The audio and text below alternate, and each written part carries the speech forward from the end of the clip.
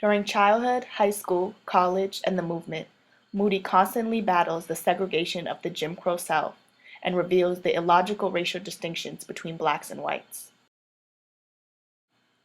At a young age, living in Mississippi, Moody quickly realized that whites were considered the superior race, but she was never clear why.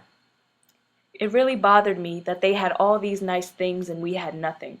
There is a secret to it besides being white, I thought. Then my mind got all wrapped up in trying to uncover that secret. Moody decided to investigate the secret by playing a game called The Doctor, where she would examine the genitals of white children she played with. The genitals of whites were the only area she had never seen, and therefore thought they had to be the difference between them. They were identical. I still hadn't found that secret. As Moody grew older and wiser, the reason for the superiority of whites became even less clear. In high school, she worked for Mrs. Burke as a domestic where she met Wayne Burke, who was struggling in math. Anne was excellent in all academic subjects and began tutoring Wayne and his friends, all of whom were white. Within a week, I was helping Wayne and a group of his friends with their algebra every Monday, Tuesday, and Thursday night. Despite her skills in math, the color of her skin would always take precedent over her intellect. She especially didn't like that Wayne was looking up to me now as his teacher. Even though she was smarter and more capable than Wayne and his white friends, Mrs. Burke still viewed her as inferior.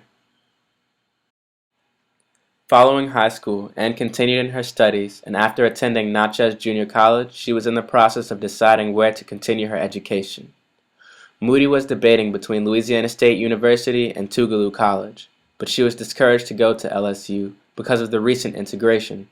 She instantly knew that her intellect would be deemed as subpar because she was of color and attended a black junior college. I didn't want the white students to act like they were smarter than me just because they had gotten off to a better start. During college, she became heavily involved in the NAACP and continued active participation in the civil rights movement. While working at the Freedom House in Canton, Mississippi, Moody got word of the 16th Street Baptist Church bombing in Birmingham, Alabama. The bombing killed 4 innocent African American girls. One of Anne's colleagues made a remark about praying for peace in the city of Birmingham. Anne responded, That's what's wrong now. We've been praying too long. Yes, as a race, all we've got is a lot of religion, and the white man's got everything else, including all the dynamite.